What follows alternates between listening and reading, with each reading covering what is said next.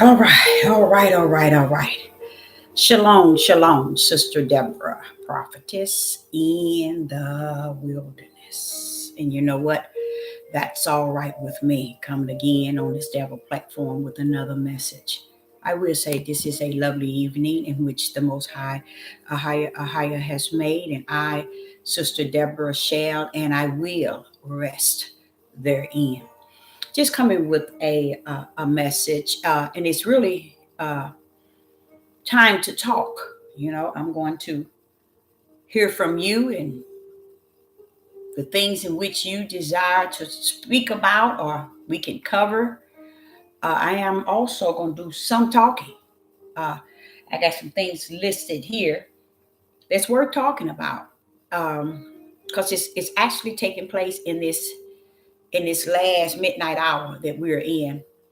So if you have anything that you want to bring out, work out to us, bring it on out. Let's talk about it. Hello in the live chat. It's good to see you. And like I said, I have several things I would like to, talk on and cover. But if you have something that you would like to share, information, that's important. That's good. And you can have questions and the answer. Okay. So it's just that time. It's just that time for us to talk. Let's talk. Time to talk. All right. Shalom in the live chat. It's good to see you.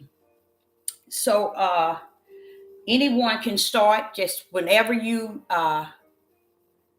or if you have something that you want to put forward that we can clam on top of and discuss. Okay, it's so much taking place right now. I kind of feel I don't know how I got to this point. All I know is I'm there. I got this feeling of sadness. And I'm hoping it's not because I put what I put down on this sheet of paper, uh, because it's the reality, it's the truth, it's the truth of the whole matter. Wow, we are, mm. It's okay though, it's good, it's all well, Father Yah. I know it's all well with him because see the things that we're walking in and we're experiencing and beholding and going through, he didn't already see before the foundation of the world. So it's nothing new to him. It's nothing shocking or amazing to him. He knew about this. Even the day that I would sit here this evening at this hour, he knew it.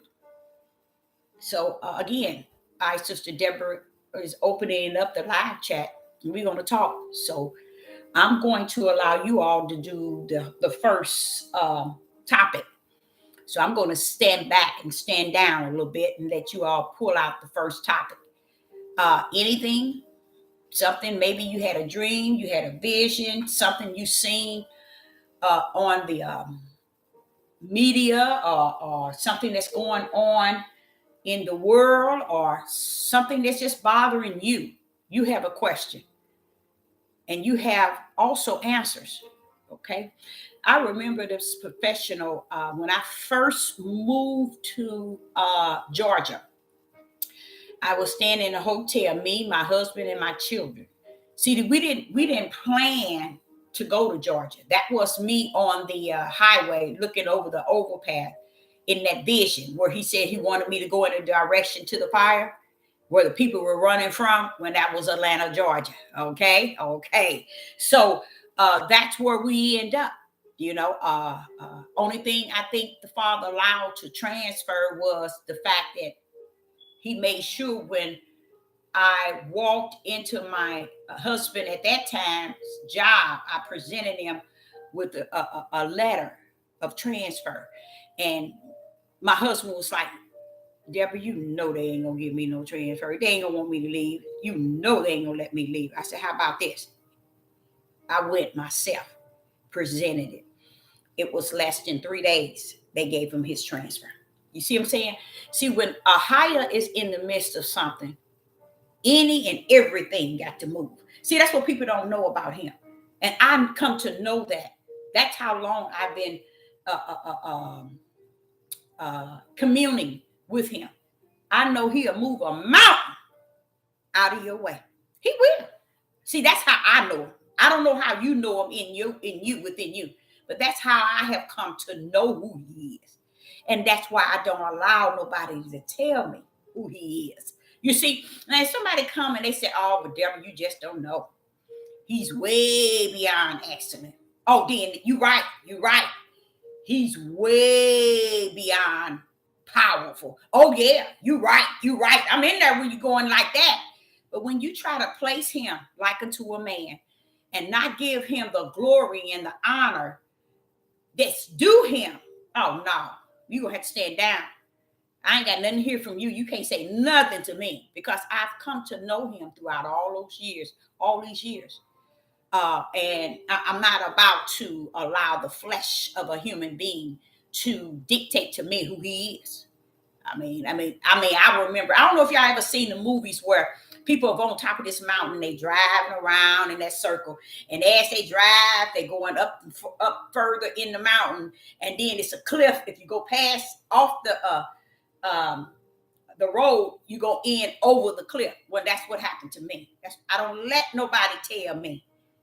I land on a solid rock. All right. It was one Sunday, and the construction workers in all the closest cities and in town was closed on Sunday. You think they didn't get there? You think they didn't get there?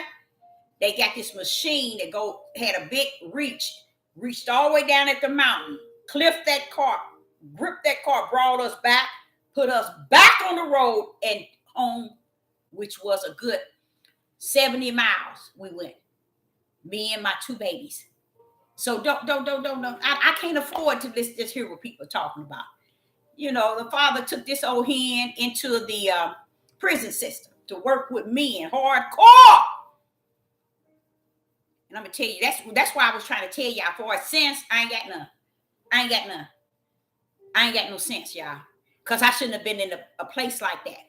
But because of who I serve and who I trust in, and what I did is when they took that, they had 300 applicants. When they was taking application, Sister Deborah, since she was a young girl, she had a mind of challenging situations to see if I can master it. Okay. Like I remember when we needed a toilet put in one of the bathrooms. We had two bathrooms. I said, I looked through a book. I saw how you do it. I went and bought that toilet and my seal and everything. Mastered that toilet, put that toilet in. Anything that I felt that I could do. A lot of times it wasn't that I wanted to do it. It was just something in me to say, you could do anything you want to do. Do it. Try it and see. That's how my life has been. And I stepped straight into it, master it with a blink of an eye, step right out. I sure did. I knew I didn't have any business up in no prison system like that. None whatsoever. But those men got me real good. I said, that's all right. That's all well. Because what they didn't tell me in Maximum, in Clayton, I was the swing person to Annex, Gumbo, and Clayton. Clayton is the maximum prison. And they didn't tell me that whatever I fit, I couldn't put pork on certain trays. They didn't tell me that. They weren't going to tell me. Just bothering me. And they thought that was so funny. So I thought it was funny too. But the staff that's over the prison itself, the system said, wait a minute, y'all know that she ain't got no business putting that on there. And they thought the men, I was on the female there, they thought that was funny. But the reason why they thought it was funny is because they knew that the man that's in that same cell, if he bring pork in there and he got a man that don't eat pork when he'll be dead the next morning. They knew that, but they were just showing me that, you see, you didn't know they did, just teasing me. So happened the prison guards caught all the trays, and sent all the trays back that had pork on it. And I said, okay, y'all got me. And those men thought that was so funny, but they were doing it out of just showing me how serious it is. And I got along with them guys so well. Matter of fact, everywhere I worked around the majority, I ain't gonna say the majority, but half and half men and half women. And men seem to be open with me. They seem to talk, and we get along real good, real good. So I knew that they didn't mean nothing about that, about not telling me. They got in trouble though, y'all. They got in trouble because by me being the new person, the new chef, and they were been there for years. I'm talking about 20 years and longer. And they thought it was funny. So they got in trouble because they told them they trained me the wrong way by allowing that to happen. Somebody come up dead, then it'd be on them because they know the routine in that maximum prison. And another thing they got me with is, and this one here took me down, y'all. This took me all the way down. Up in the upstairs on, I think it was like the 6th floor, they had this like 3 cells. You can't look inside of it. It was just like real iron, cast iron, doors. And they put people in there to separate them from the others, especially if they just coming in. All of a sudden, I seen this little girl, 13 years old, blonde head, blue eyes, walking in there, just chained from her hands to her feet. Oh, and they was connected. Like, I was like, what y'all got that on that baby for? What's going on? That's a child. What is it? Why is it she's in this prison? I was now speaking up as a mother when I saw that. And they said, Deborah, you don't know what's going on. I said, no, what's going on? What's the deal with that? She just killed her mom and her dad. And she just is laughing. She was 13 years old. She just is laughing, just as happy can be. She just killed her mom and her daddy. Not because I was asking them, they know. I said, y'all know that's wrong, putting that baby up in that cell, in that prison, in that steel room like that. They said, you don't know what she did. I said, what she do? They said, Deborah, she killed her mom, just killed her mom and daddy. I was like, dang. So that's how hardcore that prison was, the maximum in Clayton. They swing me to Gumbo and Annex. In Gumbo, they had women and men, but the women weren't allowed to work in the kitchen because they said the women were too trifling. They said that the women were too nasty and trifling. And lo and behold, as I continue to work there, I agree with them. Oh, man, them women were doing some things y'all wouldn't even think women would even think to do. Oh, yes, they weren't allowed in the kitchen. Oh, no. So they would give me a sheet, and those that I would want to come in, they give me what they were charged for, their age, their nationality, and in Gumbo and Annex, they was waiting for their court appearance. And I know the main guy that I let come in the kitchen every time. Oh, Miss Deborah, he was older than I was. I didn't touch my son. They lied on me. They lied. They just lied, setting me up. I remember when I resigned from the prison system to work with battered women and children at Kathy J. Wyman Center. I end up seeing, and it was like 8 years later, I seen that man on television going to court. His butt. I said, "Oh, that's that guy you said they locked him up for nothing." He said he didn't even touch that his son. Found out they got his butt. Gave him 18 years for molesting, having sex with his little. I think he was 3 years old. Yep, got his bad butt. And I said, "Now see, I had him in the kitchen, and he begged me to let him come work in there with me. I ain't had no problem, but." Because to me, like I'm going back to what I was telling y'all, I just don't have no sense. And sense don't have me. And you know what? I don't care. See, catch me on the other side where spirit and truth is. Then you're going to be messed up from the floor up. Okay? But yeah, he sure did. And I was like, that was just an experience that I have had in life, and just look back over that and realize that the Father have taken me places that you as a man and as a woman would say, you been there? You went into an environment like that? Yes, I have. I've been there. I've done that. You see? So, and I didn't have the sense to be fearful. Because I'm going to tell y'all, I really believe in the Most Higher and his power. I really believed it. And after, I don't know if you all know McDonnell Douglas aircraft. Okay, they make the fighter planes and all the Boeing and all of those type of planes. And I used to work with them, and anything during that time, I mean, really, it was just so many things that going in that place, and how Father Ahaya has been just a keeper, y'all. A keeper of this old lady. He has always been. I'm telling you. So that's why I speak of him the way that I speak of him. And I'm not going to stand back and let nobody try to place him into a category where he's likened to a man and likened to them. Nobody. They nobody, but he's somebody. And we need to see him as somebody and not nobody. Okay, the live chat is open. Anybody have any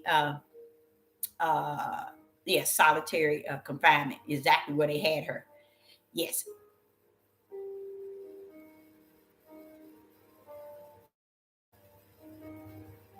Okay.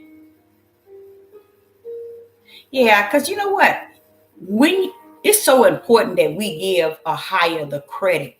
Because if I'm sitting here telling you I ain't got no sense, then who had the sense then? See, you get the point where you see what I'm saying? If I know that I ain't got sense, who been holding me up? Who do have sense? You see? He who is greater in me than even me myself who don't have sense. So that's where we need to be, period, in this midnight hour. Giving him the credit and the due that's due him. Based on our testimony, don't we? What is wrong with us not having nobody have any testimonies?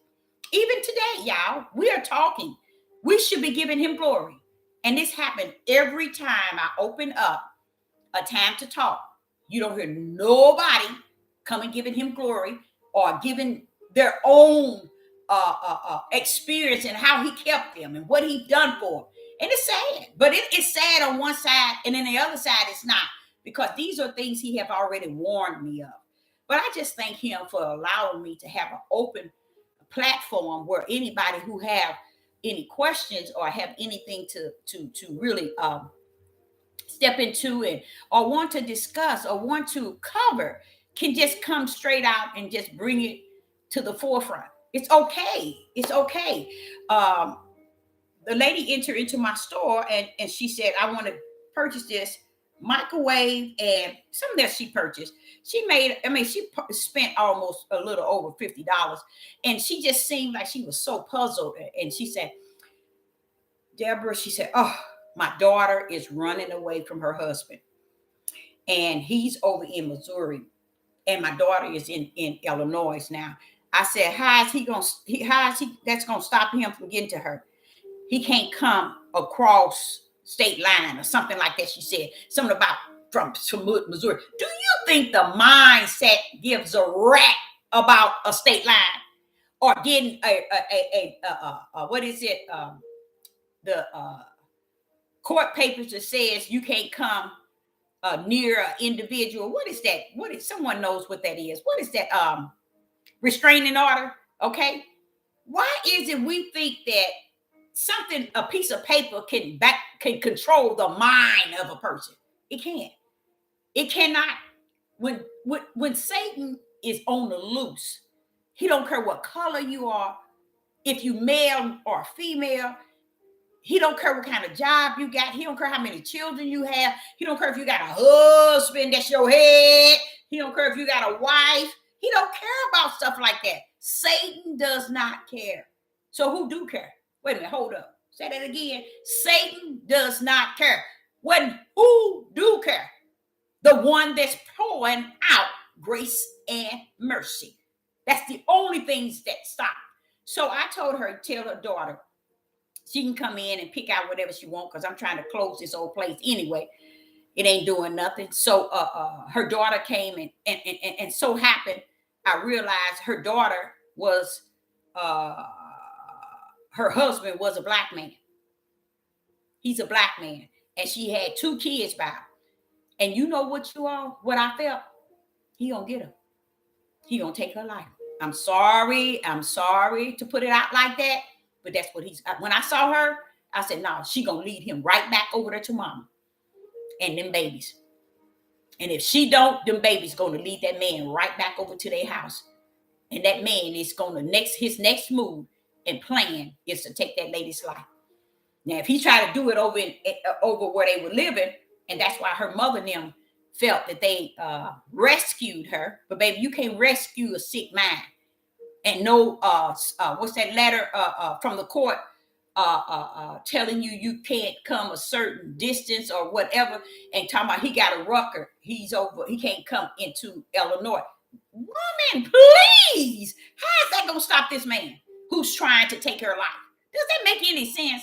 But I sit back and I saw her, and she came in the store and she got the things that she wanted and her kids. And I really felt kind of sad for her because I looked at her, I said, baby, you stepped in the wrong ocean. You done messed with one of us. And let me tell you, if they minds were Deuteronomy 28 said it's going to be in this hour, you something to be dead, no telling when. I didn't say that to her, y'all. But I'm just saying to you all how a restraining order. Yeah, that's what it's called, a restraining order. Shalom, shalom.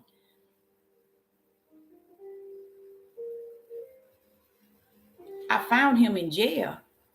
Him in a jail. Who, baby?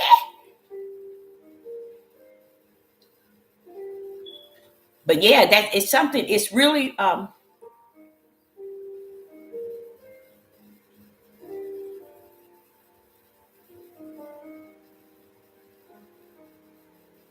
that's right.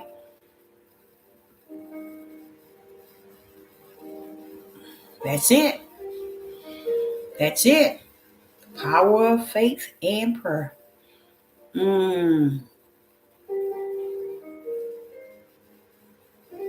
It can't be stopped. Why is it people don't grip them, but they still think that they can run from them? Yeah, you can run from them once you take them out, because that's what it's going to lead up to, you guys. And that's the part of mine. I don't know what you all have to talk about. Being so this is the time to talk, I'm going to put that out while we are talking. Within 30 days, there have been more than 100 young women, and I said majority of them were young, but still, it doesn't matter if they're young or old. Life been sniffed out of them by some young man or elderly man. 100 within. Now, this is only from what I can see on the media. This is not the reality, because the number is way greater. Okay, 100 Black female have been murdered. That's way. Honestly, I wanted to put 1,000. I really did. But I said, I'm going to make it so that they can see it in the reality of it. They can't see it if the truth be told. It's way beyond 100. Because he's saying to me, but see, Deborah, why is it you're seeing this? You're feeling this now. Why is it you can see this and you can feel it and nobody else can? See, that's how the Father deals with me. That's how he deals with me. It's no way I'm going to feel it at the capacity of the way I am feeling it, except the Spirit be in me to reveal it and show you things to come, things that was, things that is, and teach you. It's because greater is he that's in me than he that's in the world. And that's the same thing I said back in 2022 in December. Search yourself and see who you are. You might not be on a higher side, because a lot of people are ignoring it. Okay, say for instance, nothing I can do. It's nothing I can do.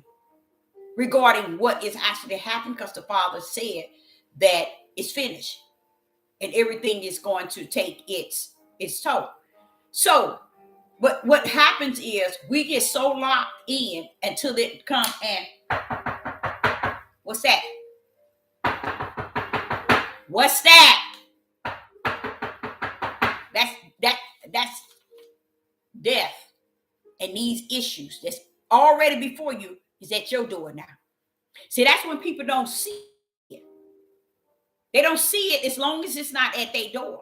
But what they have to do is see it in spirit and truth. And if you cannot see it in spirit and truth, you need to really check yourself. Because the reality is, I wanted to put 1,000 black female in this country here has been murdered within 30 days.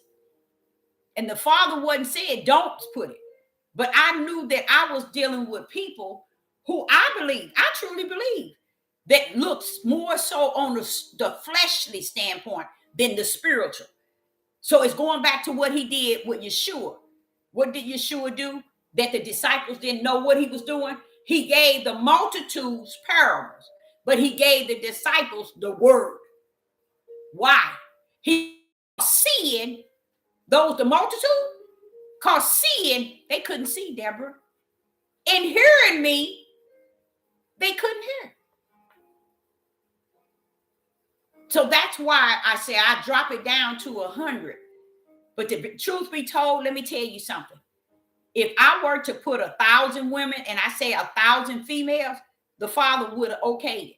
Because the reality is I'm seeing it from a spiritual level.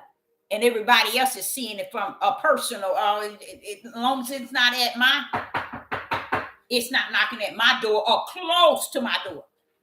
I'm not worried about it. And that also is where you would get people who have strokes and heart attacks when they do come where? Because they can't handle it. So knowing things in spirit and truth is to prepare for the darkness and the light. Because light has to stand in the midst of darkness, not in the midst of light. And I think that's what a lot of people don't understand. A lot of things about spirit and truth. A lot of things about the Ruach HaKodesh. It will put you in situations and leave your butt there just to mold and teach you the reality. What does it say? Let's go to Psalms. I think it's 23. Let me go to Psalms 23. Let me give you, I ain't going to go to I'm just going to go to a section of it. People, y'all don't get it. Y'all don't get it. I would say that it's okay, but I can't, because I know we're in the midnight hour. And how does it fit into your category, your lifestyle, preparing your flesh for the reality that this is really going on? We shouldn't have nobody on this here chat that ain't got nothing to give a higher the praise, and it's sad. Or give they didn't see things that's actually happened to vouch to cover his word being prophesied. Even that too can be brought forth, but nobody have nothing to say, because everybody wants the ear to hear a lot of chaos, a lot of things going on, but they don't have anything to put forth and say, okay, the Father allowed me to see this, or I saw this here and I saw this, and I just prayed, or I just said. No one wants to give nothing, and it's sad. And I've been on here 4.5 years. I keep saying 4.5, but it's almost 4.5 years. Now listen to Psalms 23. Listen to Psalms 23, you guys. Listen to how the Spirit is conducting itself. It says in Psalms 23, Ahijah is my shepherd. I shall not want. That means I ain't gonna want for nothing. That's when you have realized and come to terms that he lives greater in you. These people today, they don't look at him as their shepherd. They looking at these people on this devil platform. They looking at these men who has deceived them to believe they all that and some. They look in any and every corner outside of, wait a minute, within themselves. What does he say? The Lord, Ahijah is my shepherd. Psalms 23. Ahiah is my shepherd. I shall not want. You shouldn't want for nothing. He make it. You hear that? You see that? Make it. Make it. See, y'all don't get it. See, when I was trying to tell y'all about what took place before the foundation of the world, this is what it's talking about. He already orchestrated everything, you guys. That's one reason to give him the praise and the honor and the glory. And if he's okay, let me set an example. Yeshua said that the Father will send the Comforter, and the Comforter will teach us all things, show us things to come, bring things to our remembrance. You see, those alone should be in the live chat. Those things in which he spoke. Why? Because now if you have the Ruach HaKodesh, these are the things you should speak on when it's time to talk. You see, things that has taken place that you know that I couldn't even see if someone was on here and I would get onto their page. I couldn't see people not having nothing to talk about. You know, as if, wait a minute, it goes back to what I told you. Everybody ain't who they think they are. It reveals the tare from the wheat. Now listen to this. In Psalms 23, let's get to that. He maketh me to lie down in the green passage. He leadeth me beside the still waters. Who is doing all this controlling? The Father. So this is actually David telling you, these are the things that the power of who he is doing. And we get out here and act like we got nothing to say about what he's capable of doing. Look at David talking about who he is and what he's doing. He's sitting here telling you, he making me to lie down in the green patches. Guess what that is? A pleasant place of peace of mind in this old life. And we ain't got nothing to say about what he does.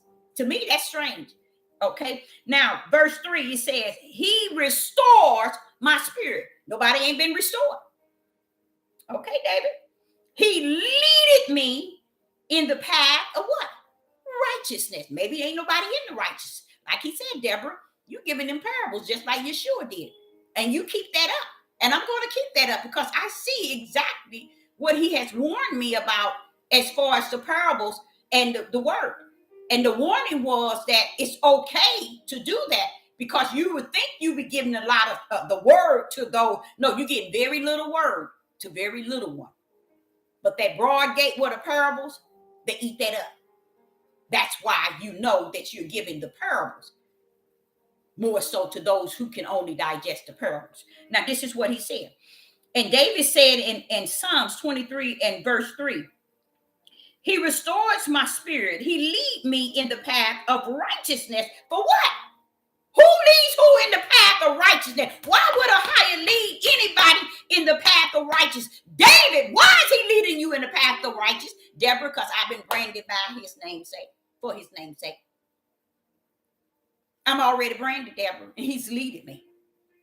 See, we thinking we the righteous, this flesh. We think we're the overseer. We're the one all that and some. No, you ain't. You ain't nothing. Okay? And that's what David is saying. He's saying that he leaded me in the path of righteousness. For what? For David's sake? No, for his name's sake. For Ahiah's name's sake do he lead us. Why? Because he has already branded David and I. So he lead us in the path of doing the things that is righteous. Feeling the things that is righteous, speaking on the things that is righteous regarding him. Okay, watch this here. Look at 4. We in Psalms 23. Ye though I walk through the valley of the shadow of death. It's so many times David almost died. I think David probably almost died at least once or twice a week. But Ahiah lead him in that path. He leads him there. See, this is what I'm saying. We've been all up because we look at him like a man. You see, we want to treat him like flesh. And he's beyond that, you guys. Now listen to this here. And he lead me in, yea, verse 4. Yea, though I walk through the valley of the shadow of death, I will fear no evil. Why? Because he brand you with fear. And it's not to fear evil, but fear him. So you ain't got no business fearing evil. That's what David is saying. I will fear no evil. Why? Because he's walking through the path of the shadow of death daily, almost dying. But he ain't gonna fear the evil, because the fear wasn't put in him. The brand fear wasn't put in him to fear evil, but to fear Ahia. Now watch this here. For thou art with me. See, this is David is talking, and I'm feeling this thing, y'all, because I try to explain to y'all since I was 4. This is the sort of stuff I'm talking about. This is what was my comforter. This was what my shield. This was my protection. David said it then. I told you I'm not a dead prophetess. I'm a living one. I'm a living witness to vouch to David 100%. Many days I fell under the shadow of death, even to the point where I wanted to end my life. That's the shadow of death as well. Going in the shadow of death. In that area. Okay, now watch this here. I will fear no evil, for thou art with me. What happens? Thy rod and thy staff, they comfort me. There go that comforter. There go that comforter. Now watch this here. This is the part I was trying to explain to you all. Thy Ahia prepared a table before me in the presence of my enemies. Thou anoint my head with oil. Now, why is his head getting anointed with oil and he's getting ready to be in the presence of his enemy? He's getting to read. He's getting prepared. Ahia is preparing him in the presence of his enemy for victory. That's where we at. These Gentiles and heathens can't do nothing to us. Not those that's in the light. Not those that's walking in spirit and truth. They can't do nothing with us. We are prepared from the inside out. Okay?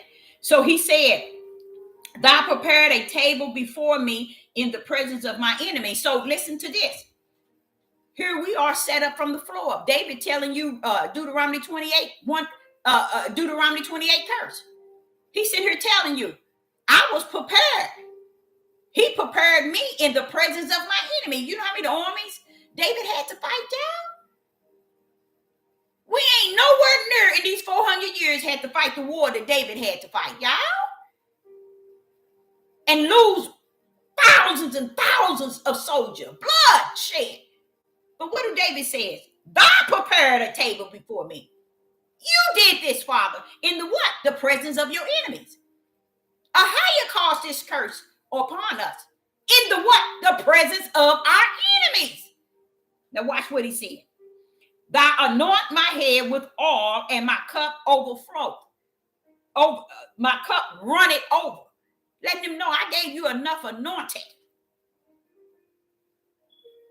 Your anointing gonna be so much. It's gonna overflow.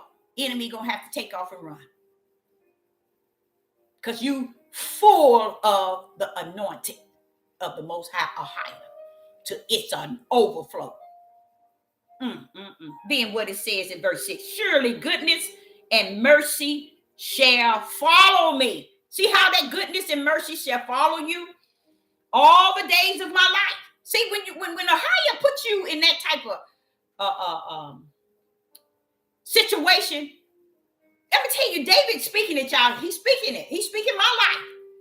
When Ahia put you in there and overflowed your anointing, I just got through telling y'all it wasn't nothing I put my hand to that I didn't work. I didn't master. I tell y'all that all the time. This stuff is real. This stuff is real. And here we are today. Nobody gives him nothing. Not their time, not their energy, not their words, not their heart. But they got it all. They so holy than thou. They so full of the Spirit, full of the anointing, but can't give a word on his behalf on how he done blessed me in the last 2 days. They can't, because it's not in them. People are role playing to the utmost. I'm gonna tell y'all something. They are role playing to the utmost, and they're gonna get caught out there because he already know who's who and what's what. Sister Deborah don't know, But don't think that he don't. Oh, yes, he knows who he got in the midst. He knows what's what. Okay. And then he said, goodness and mercy shall follow me all the days of my life, and I will, not I shall, I will dwell in the house of Ahiah forever. See, he already got a signature. Wham, eternal life for me. David already knew that. Hey, you didn't pour oil on me and it didn't overflow where the enemies have to step down. See, when you get to know the Father like that, you got to stand down. And anybody around you, stand y'all tails on down. Stand down. You might as well stop all the clowning, because I'm not the one. And that's what David is saying. When you finish, he's going to bless me right there in the presence of my enemy and give me so much anointed in the midst of you. What was he doing? Giving him victory to take their lives and take everything they own.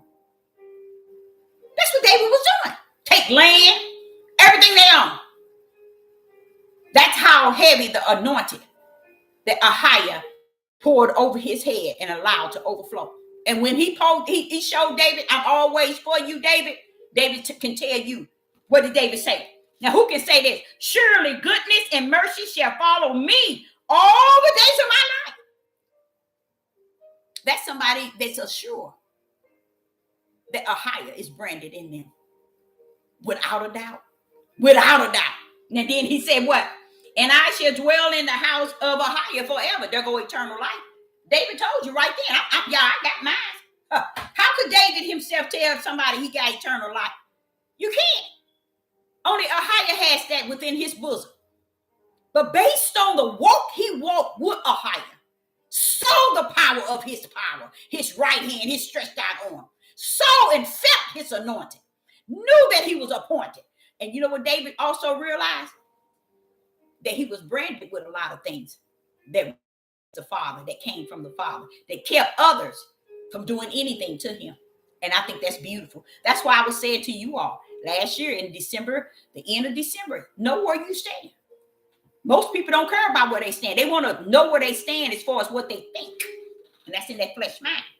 They don't want to know where they stand in the spiritual, like David was just explaining. They don't want that side. They want to know that who they are so they can tell somebody, I'm marked, or I have spirit and truth, or they can say that real easy. That slides easy out of their mouth.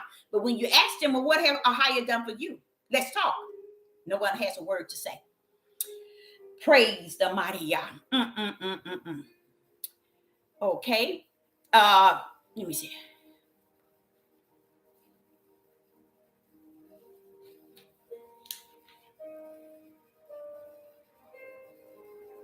See, we're at that point now that if he's greater in us, we don't have to pray for the things in which we are praying for. And that's what I'm saying, because we're trying to force him to give us something that's already been given to us.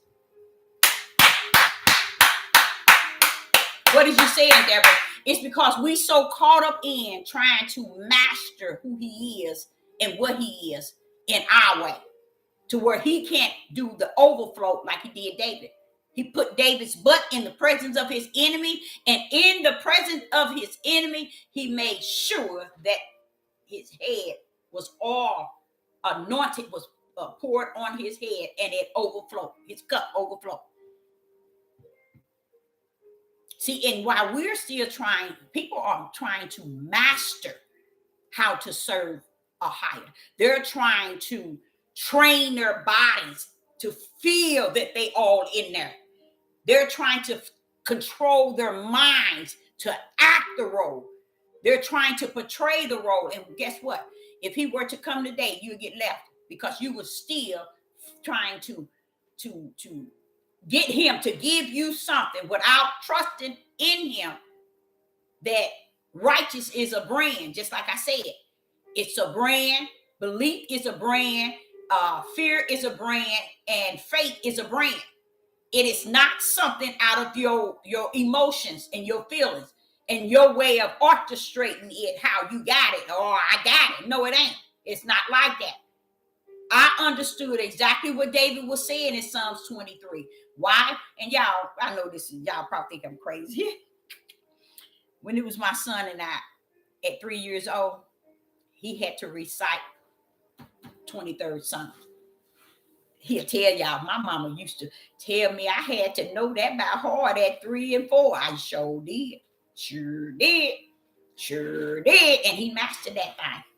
He mastered that thing. He talks about that, how he, he knows it. He likes that when he's able to quote the whole chapter. He likes that because it just floats so easy. Why? Because I brought him up learning it, you see. So that's pretty good though, because when I look back over my life, I realize I did something right. You know what I'm saying? I did something right. But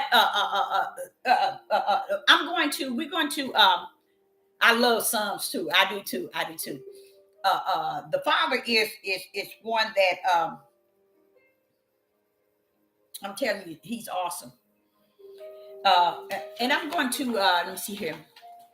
So a lot of us are praying and asking the Father for something. He already told us, do not repeat that. Ahia don't like when we constantly keep going to the altar praying for him to give us something. Why do we feel that our prayers is entitled to receive what we asking him to give? I don't get it. Maybe I don't get it because I know what took place before the foundation of the world. I know that whatever he has for me, he has already given it to me, because the hour in which we are in, that midnight hour. So when I see and I hear people trying to get the Father to give them and put in them and teach them this and teach them that, how long are you going to do that? Do you all know a lot of people who've been in the church 50, 60 years still said the same thing they were saying when they first got in there? That's because no one is really, and no one has, it's something in us that ain't really sincere. Because by now, Ahia, because of the hour, I keep telling you all, we're in. What did Yeshua tell Judas, the betrayer? Go quick, for my hour is near. He's telling him, go quick, because he knew that he was on the Father's time. When we have a mindset that, okay, wait a minute, we ain't on my time. This ain't my time. But see, we in that flesh. We're deeper in that flesh than we think, because we never allow or to even feel within us that there is something greater in us than our flesh. And by now, being in the midnight hour in which we are in, which is called in that day, which is called the end days. We ain't got no business saying, give me this, give me this, give me this, give me this. Bless me to do this, bless me to do it. No. This is supposed to be about praising him, giving him all the glory, thanking him for allowing you to reach this day, and just letting him know that I'm here. Whatever you have me to do, I will do. It's not about trying to get and recycle. Rehearse prayers to him to make you think that you're in there. That's not Ahia, you guys. That is no connection to him. It's a feeling in you. Okay? And that feeling is so sure that, hey, I got this here. In me, I got this one that's greater, who said he's greater, which is the Father. He's in me. That spirit. Do you think that Yeshua could have come down as the Son of Man and not know that the Son of Yah, with all power, spirit, and word, was overpowering him? Come on now. Oh, the son of Man knew it. He knew he had all that he had of Ahia invested in him. He knew that. Who are we today that's supposed to have the Holy Spirit and don't know it's in us? We still praying for him to give us something, because you know what? We don't trust that he is. We don't even trust who he is. Let none trust him in us. And that's another thing. A lot of people want to trust him on the outside. They ain't willing to trust him on the inside. And that's a message in itself. Who's willing to trust him from the inside out? Nobody. Because they so busy trusting their outer man to run this. Okay, to control this. To where they haven't sat down and thought, wait a minute. it would have to, if he's greater in me than he that's in the world, he's the comforter, teacher. Why am I trying to control him from the outside? Greater is he that's in the inside. Now, I'm gonna go on with my time to talk, because from what I'm looking at is that ain't nobody got nothing to talk about. No one have anything, no real glory to give him, no praise, no honor, in a way that shows that, okay, y'all, we had a week. Like I gave you the example of how the lady came in and she bought her daughter a microwave and something else, but it was almost $50. But and she was really sad, telling me the danger her daughter was in. I said, well, tell her, since she got you got her a place. She said her and her husband got a place, and the guys don't know where they at. And I said, as long as she got a phone and her kids got a phone, that man gonna be right there. And what she's gonna do is she gonna set up house. I believe that young lady's gonna set up house real good for that man, and she's gonna bring him on this side. Because when she came, her daughter came into the store Sunday. Her mother came in Saturday to tell me what had happened. Now, that alone, being able to see the daughter, and I already had felt it. You know, she's gonna set up house for him and bring him back over to this side. And her life is not important to her right now. It's more her emotions and her feelings of wanting him.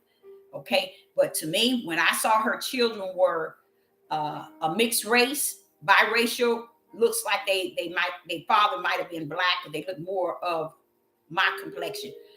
And I said, that's sad, because mine, Sister Deborah, I don't care what one of you can say what you want. I would advise every European white person not to get involved with any black men.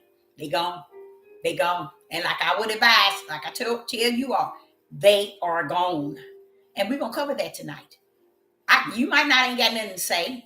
I know everybody private and they secret. And the Ruach, like David was telling you right then, he had something to say in just the 23rd Psalm. You go all back into David, wasn't a silent person in the way he communicated with the Most High or higher. And it reminded me so much of myself, having so much to say about this here, this creator.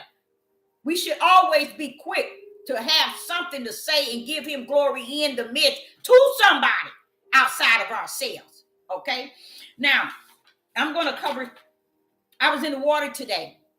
I'm going to go on and run with this, because I don't think I'm going to go anywhere with this here. And I'm going to cut out time to talk, because since no one has anything to talk about, you know, and with me, it's more so under the line of spirit and truth, under the light, revealing what Ahia is doing and why these things are happening if Ahia has given it. If he has not, I need to start setting up messages in parables. And I think I will do that. I will start teaching parables more so than the word. Okay. Now, I will say, I gave you one, and I said there has been 100, and it's way beyond 100. I wanted to say 1,000 in the last 30 days of Black young females murdered. Okay, not just young, but mothers, aunts, sisters, up and women running and getting men like, okay, I'm and taking care of them, y'all, taking care of them, housing them and giving them everything. These men coming out of prison and out of drugs, all kind of drugs, all kind of alcohol, all type of mental states, and they running around here getting them. Okay, thinking they got somebody just to be loved, or just to have someone in their bed, or have someone present. And they're not paying any attention to the fact that wicked and evil is higher than your feelings. You cannot go get these men and not understand their history. Their forefathers have wronged your creator. What makes you think they're going to be heaven? They heaven's down here. They're not. They're not. So women are running and connecting to all this wicked and evil, even the young ones. The young one figuring we can put on all this makeup and sling this weave and dress up and all this and that, and oh shoot, he gonna look at my beauty and he gonna have respect. And then they running around and getting these men that has probably 10 mental issues, and they can't even see it because they can't see past their beauty, trying to look a certain way, trying to approach people a certain way, approaching these young men. They don't care. They thinking they can do it. Hey, I can do this. And they dying. And honestly, I said 100 in the last 30 days. And I wanted to put 1,000. But I said, you know what? It's no need in making it the reality of it off the chain. And he said, what hour are you in, Deborah? I said, I know it, Father. We in the midnight hour. But like he said, these people could care less how many females are passing away. These men could care less about these females are passing away until it's knocking on their door. And you best bet it's coming. It's coming. It's coming. Because you know what? I would prefer the Father allow us to feel that thing. Let us feel that curse, Father. That's my desire. Let us feel that curse. Because people are walking around here like they in heaven and they don't see nothing that's going on. It's nothing you can do about it.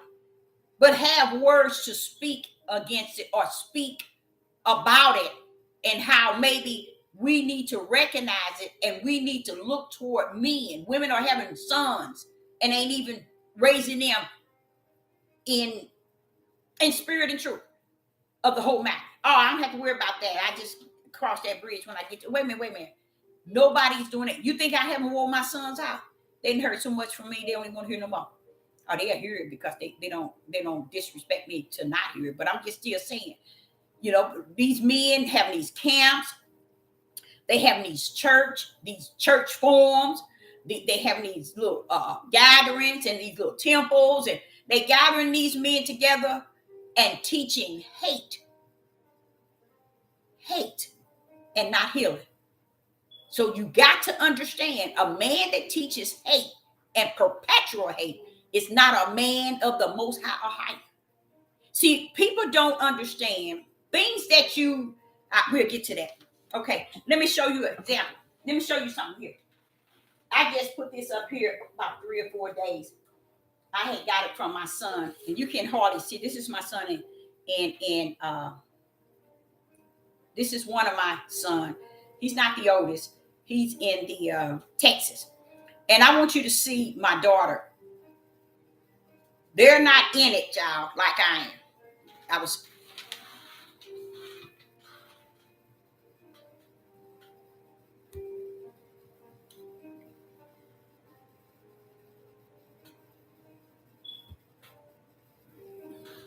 That's my youngest daughter. She had a birthday a couple of days ago. She's 20 now. And these are my children. And I thank the Father for allowing me. I ain't gonna say, let me shut that flesh down. Shut that flesh down. Not me. But I thank the Father for preparing my spirit for whatever he chooses and chosen before the foundation of the world for these children. Honey, let me tell y'all something. He prepared me from the inside out. He ain't saying, Deborah, you're going to outlive them or they're going to outlive you. It ain't about that. It's just as a mother that knows she has these children that, now this is my oldest daughter. And this is still the son that's in Texas. And this is my oldest daughter. She's the whiz. Isn't she beautiful? And that's my son. He's handsome. She's down there visiting her younger brother in Texas. Okay.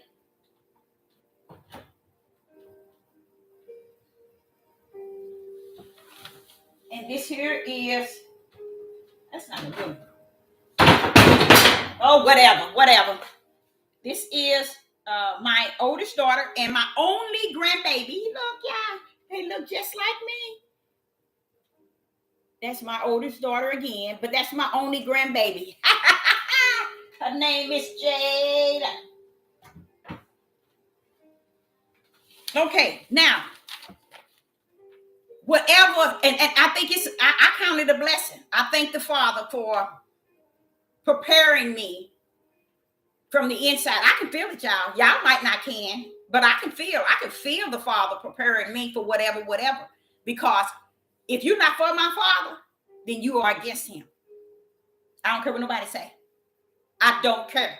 If you're not for him, you are against him. And that's the same way I feel about flesh. We cannot line the things that we do in the flesh with the things that we do in the spirit. And a lot of people are bent up and bent down, getting the two confused. And the Father was sharing with me today, y'all, I'm going to give y'all all these topics he gave me. You know what he was sharing to me today, Deborah? Deborah, they not confused. They not confused.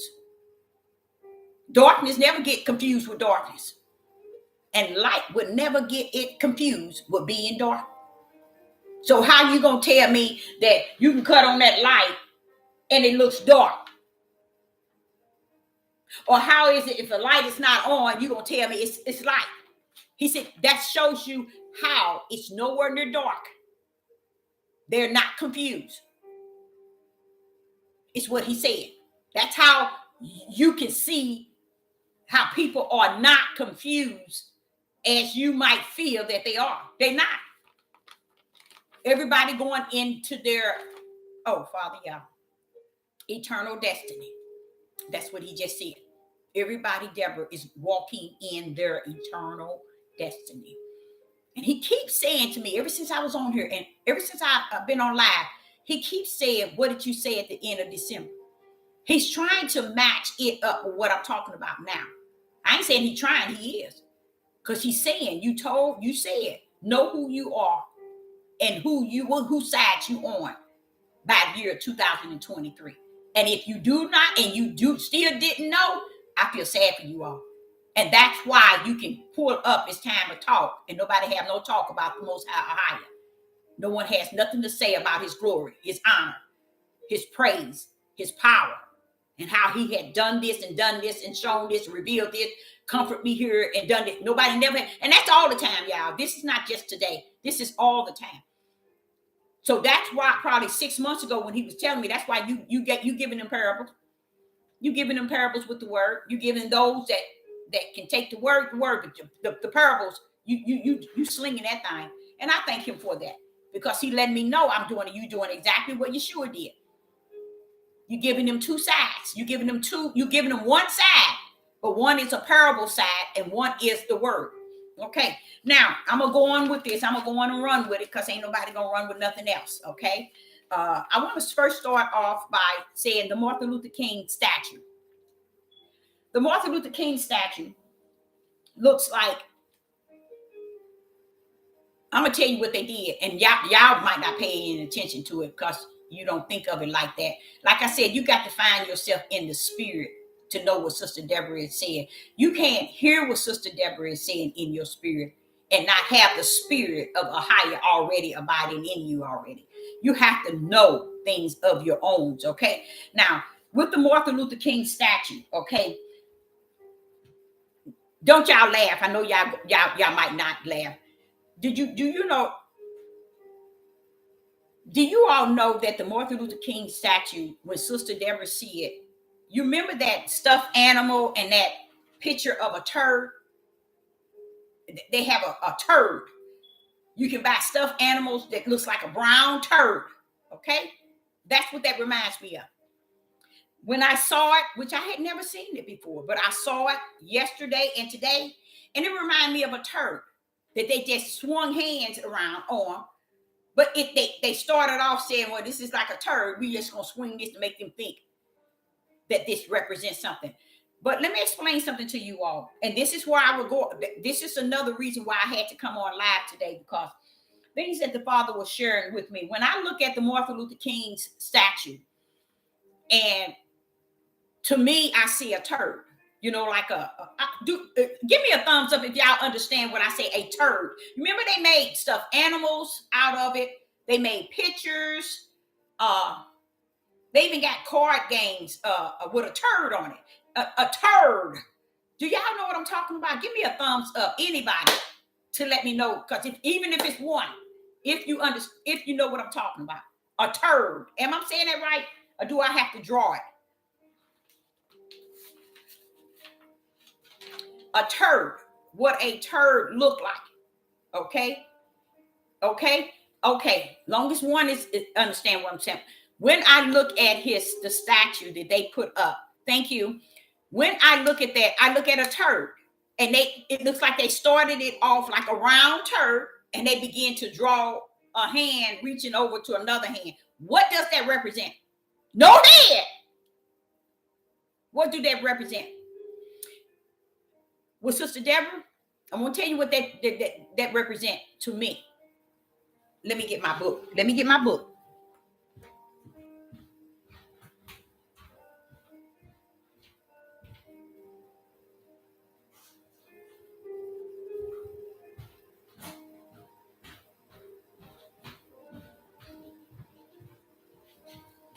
And I'm going to bag it back up into my Father's glory. Hallelujah.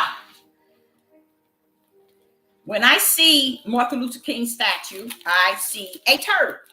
You can see whatever you want, and it can be whatever you say you see. It is what you see. Sister Deborah telling you, I seen a turd.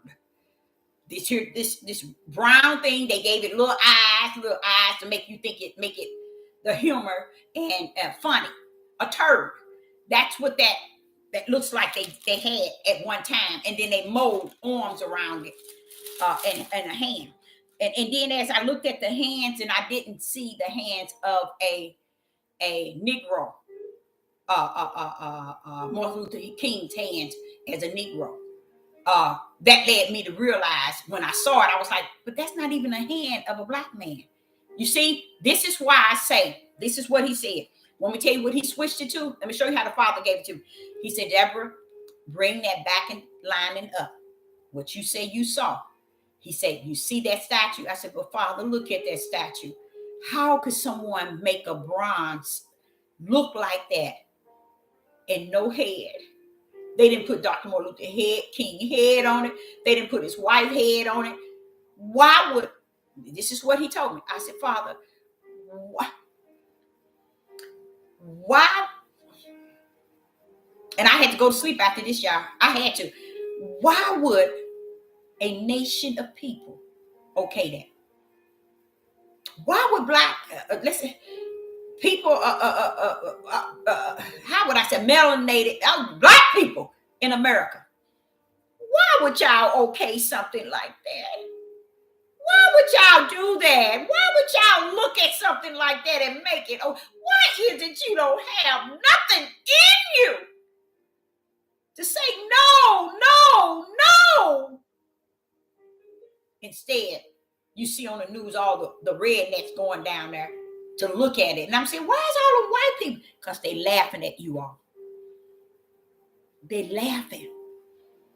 They having a Wayne Dane doodle time because they know.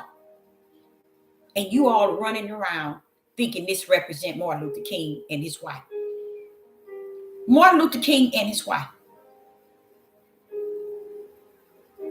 Now with me, I can't take what you all say about Martin Luther King and what Negro men say about Martin Luther King. You can't say nothing about him. Because being a young girl, the Father had already gave me 2 or 3 visions of him and allowing me to hear his voice and how the Spirit of the Most High was with him in a vision, asking him questions. And those questions he was asking him was number one in my spirit to understand. He was not just a Negro man. He was not just a civil rights leader. He was not, no. He was still something that a higher had placed down here. That's why he gave him such a short time.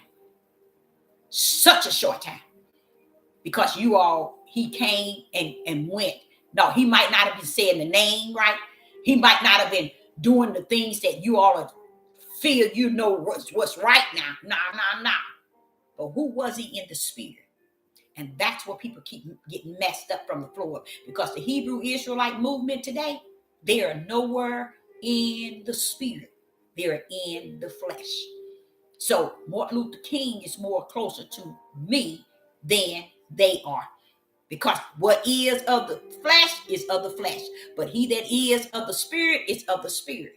Now, being of the spirit don't mean that you are perfect inside and out. That's not what it means. It means that Ahia has invested something in you to walk in righteousness.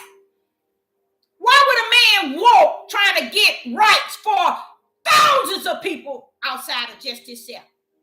Don't make sense. Don't make sense. See, this is where it takes you out of the flesh understanding and bring you into the spiritual understanding. Why would he be doing all of this here in the name of what is righteous? He'll tell you, don't fight back. Violence is not it. Those are things that you will find under what is righteous. Let the Father fight your battle. You see, but people don't get that. But if you let your Negro men talk about Martin Luther King, Malcolm X, they really wouldn't know nothing because they never knew the spiritual aspect of who they were. They only know what the flesh history has taught them. And if they fleshly, they don't know nothing spiritual no way. So they can only, how would I say it, mold it in their fleshly understanding. And that's where they put it. And that's where they leave it. But what the Father was telling me also about, this is how he sealed it. And I said, okay, I'm going to sleep. I lay down. I'm going to bed. Not to bed, but to sleep. Why? Because he was saying, Deborah, Deuteronomy 28 has been fulfilled. It's just my judgment is in the midst. And it's on fire. And my wrath. That's a whole lot, Deborah. I said, Father, you released that from heaven. Yes, I did. What has happened?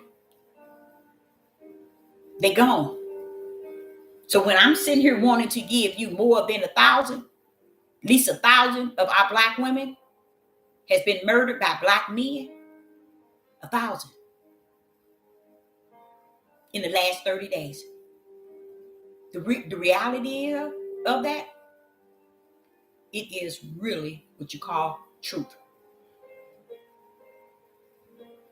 And it's being ignored because the people who are bypassing it that says they represent the Father, they don't. They represent the flesh. You see? They're supposed to be standing on top of a mountain. Instead, they think they have the answer to fix it. They really think, that's what the Father said, Deborah, they think they're going to come in and fix up Deuteronomy 28 and get on out of here. They think they can build on top of Deuteronomy 28. Deuteronomy 28 telling them the end game. They sit here and say, nah, we're going to build up on this thing. We're going to get all kind of weapons. We're going to get all kind of material to build houses and to build up on Deuteronomy 28. Why? To make it a lie. So they can prove Deuteronomy to be a lie. You can't do that because Deuteronomy then walked itself all the way out to the end. And you all are gone here.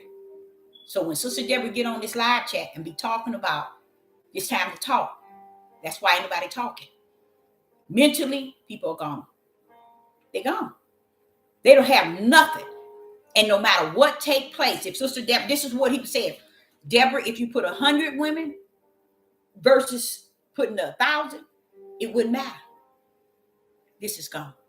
That's what he's saying. It don't matter, Deborah. It don't matter even about polygamy because this is gone. They done made right, wrong, wrong, right. They have taken that which is in the flesh, in the pleasure of the flesh, and made it righteous in the eyes of y'all. All because he didn't say they couldn't. You see? Do you really believe the things that you are? He didn't tell you couldn't smoke dope. He didn't say you couldn't shoot cocaine. He didn't say that either. And many, many thousands of millions of other things. But when you come to know him in you, that's greater. Then you see spirit and truth and not see the things of the flesh. So he's saying, this is how they were able to show you all. Now, this is what the Father was saying to me.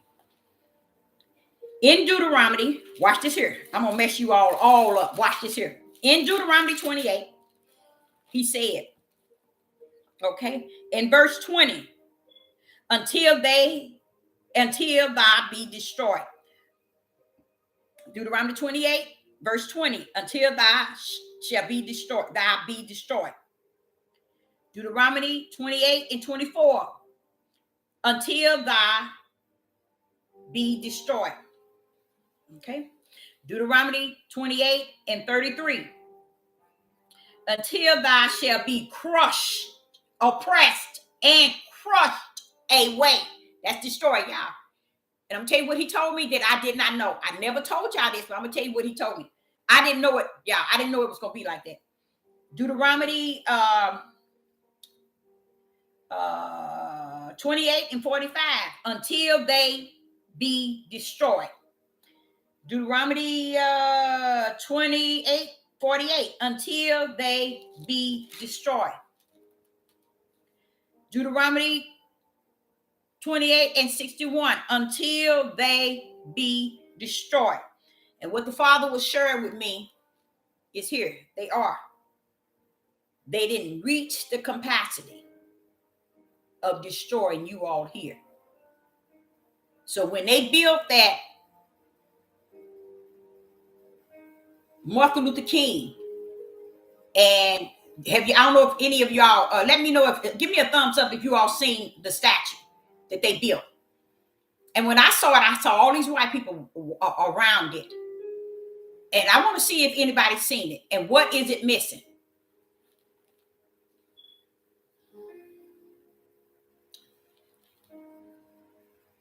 What is it missing? The Martin Luther King statue that they just threw together and gave to a people who would go out there and look at it like fools and won't open their mouth. What is it that is missing? Oh, you haven't seen it? Oh, wow. Whenever you get a chance, you look at it. You know what is missing? A head. Until they are what? Destroyed. So who is this revealing? Who is this message going out to, Sister Deborah? Through the Father. He's revealing to me that Deuteronomy 28 has been fulfilled. And they have reached the max by telling a people, a nation, they don't have no head.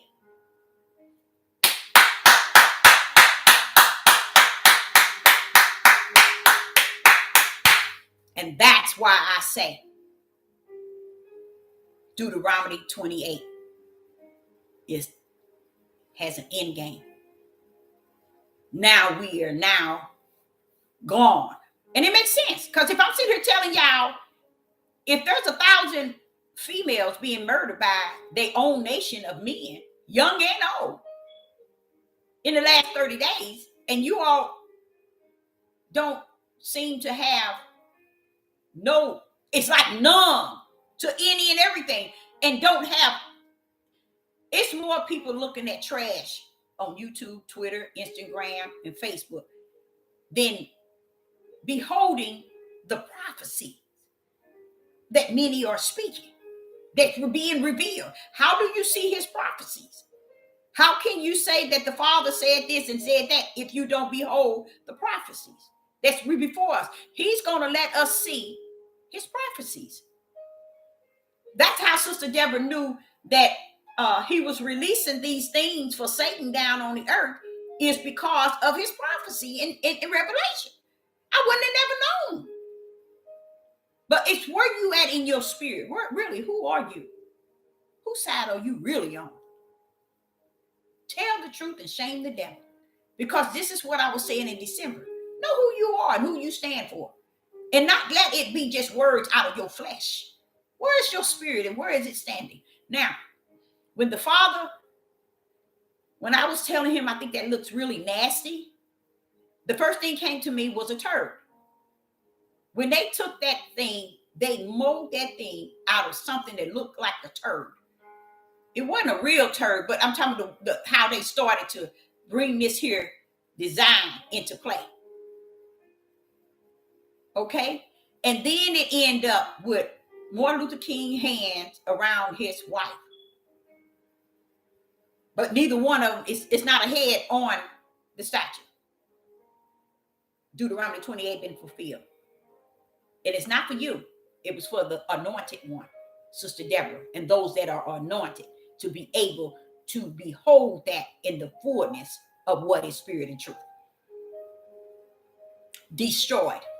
So when I look, I said, well, why are all these white people around there looking at that statue? You know why?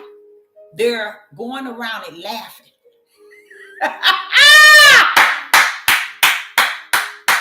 They're going to behold. We have destroyed them. Anytime a people cannot see that which is before them, supposed to represent them, and they cannot see it, and they still walking around here killing one another, they can't see that either. But they can see polygamy to be okay. You see how sick that stuff is? This is where it is at. This is telling you the mind. So many are going to continue to murder females. Females is going to be murdering too. I'm talking about the tribe of Judah. How you going to show up and show out on your tail in the year 2023? Why? Because he's finished. He revealed things. No one, how would I say it? No one moved. No one. And it's sad. But I thank the Father because I'm going to always be here as long as he allowed me. As long as he allowed me to be able to see spirit and truth. And not just say that I got spirit and truth. Feel I'm in the light. I know that based on the things that he constantly giving me throughout the day. He gave me so much today. I was like, wait a minute. What is going on? I'm getting ready to just share it with you. Now, another one outside of Martin Luther King. Now, and Martin Luther King's statue don't have heads. It looks nasty. Okay. And I don't want to get on this here too long. Kanye West took and stole all the minds of the so-called Hebrew Israelite men, whether they were pastors, teachers, apostles, preachers, mooring, seers, and watchmen, even prophetess, saying that he's a man of Yah. He's Aaron. He's Moses. You see what I'm saying? And what do? He go right back in and announce that he married another heathen. You see? But yet, wait a minute, hold up, y'all. You would have thought that since you Satan's child, you would have went and got a sister to mess up or to make your ex jealous. But you wouldn't got somebody more wicked than she is. You see how all these men y'all did not see how all these men were detaching themselves so tight and knit to Kanye and this other young man. He also, I think, married a Gentile. A Gentile. But Kanye didn't marry, it is said that he married another female. Whether he married her or not, he laying up with her. But guess what? She's a heathen. You see, so that shows you how he played on you. You see how he did that? Why was Kanye able to play on the minds of the black people as everybody else? It's so easy for them to play on y'all mind. Even when they built that Martin Luther King statue, that's just telling you they didn't give him no head. That shows you ain't got no head, meaning you ain't got no sense, no common, no nothing. That's what they said to you, and they marched around it to laugh at a nation of people, the tribe of Judah. We totally destroyed them. Anytime we can go around and lynch their men, watch their men kill their women, set things up so that they can believe the way we have always put before them, even to today, they still believe it. And they go running for it, especially the Hebrew Israelite men. They jump on any and everything that's in the dark. They do not see nothing in the light. Nothing. But they jump on everything in the dark. You see here them talking more about Puff Daddy and Jay-Z. Strictly Satanism people. Why are you talking about them? Why are you making videos about them and what they doing? Why are you making videos about everybody that's in Satanism? That's already sold their soul over to the devil. And you trying to say something to them to make it right. Okay? So, I like the idea that Kanye did step out, marry a heathen. As it is saying, not a Gentile, but a heathen. To show every Hebrew Israelite man. Now, we the people. He didn't marry a Gentile. He married a heathen. Just to make the other heathen that he's married to envy and jealous. Now, he didn't say, let me run over here and get a sister to make her jealous. He went over there and got another heathen just as wicked as she is in this Satanism mess to get her, his first one. See, he playing on you all. And he won. And did you know what the Jews and the Gentiles are looking at? Look how foolish he fooled his people. He had his people guard thinking he was doing something for them. See how foolish you people are? But then when Sister Deborah get on here, she better not say nothing out of order. Or else, I ain't got nothing else to say and I'm out. Good, out. But stay out. I don't want people coming back and forth to this page. If you're out, stay out. Because once you go out, then only one can pull someone out is Satan himself. You need to stay out wherever he's pulling you to. Don't keep coming in and out. Just stay out. Because that's a wandering mind.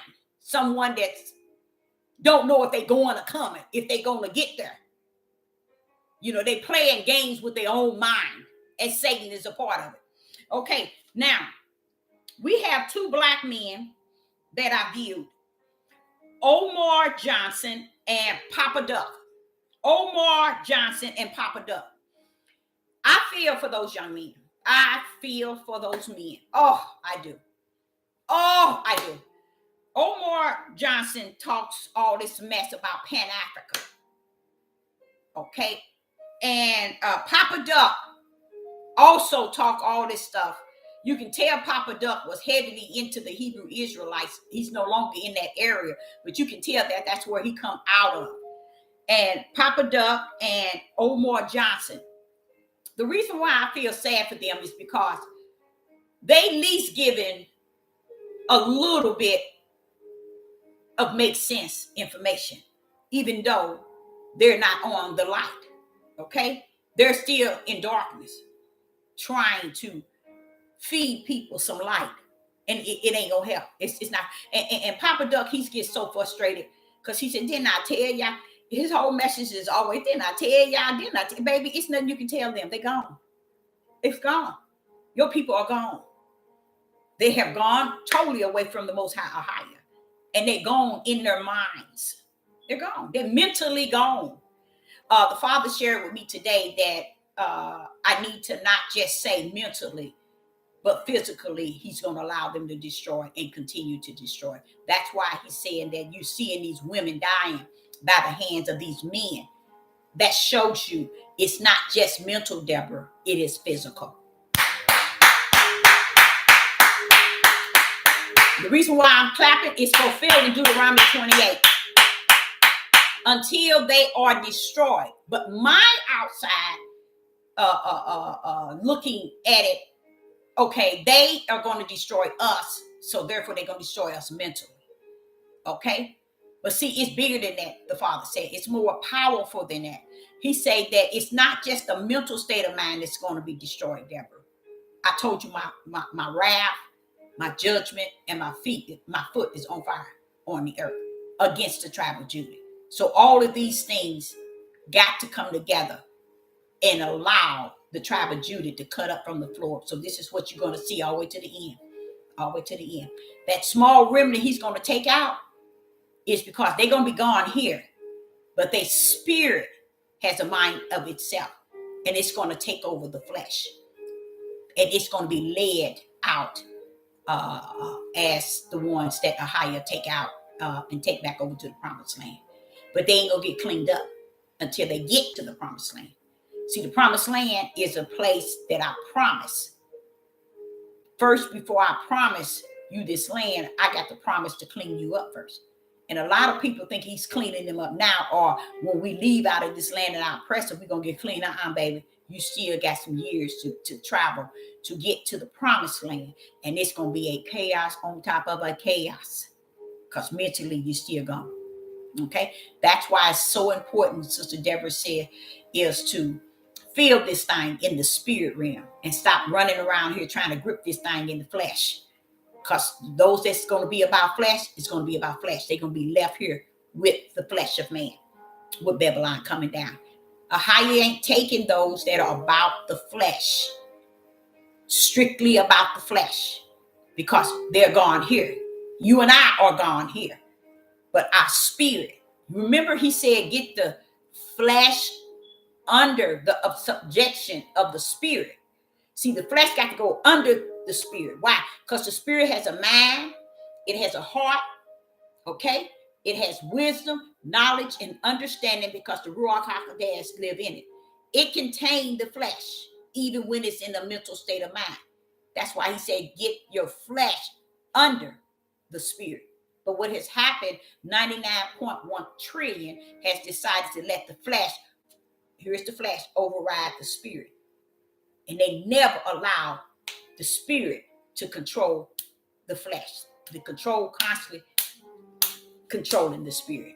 So Ahia is not going to be in a spirit that the flesh has full control to destroy it to the point that it does not exist, even though it does, but it's dead.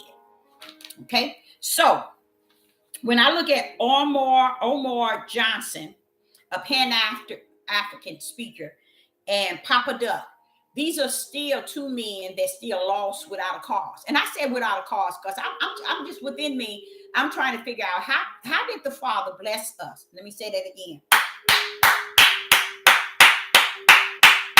How did the Father bless us with 400 years and some?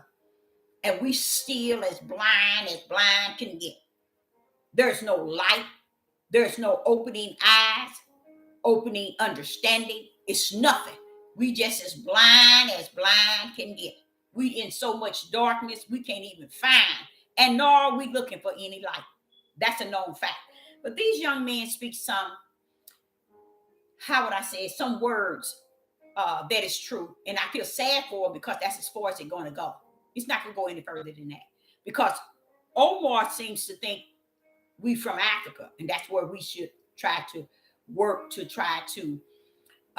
represent Africa, and because that's our homeland, and opening up schools for their children. He's trying to really steal from his own people, to be honest, to open up schools. Why I'm saying he's stealing? Why should you say that, Deborah? It's because it can't be done. Deuteronomy 28 gonna walk itself up and down. It's already at the end. Okay, the end game is already there. So how are you looking for this land of your captivity, who have never taken their foot off your neck? Never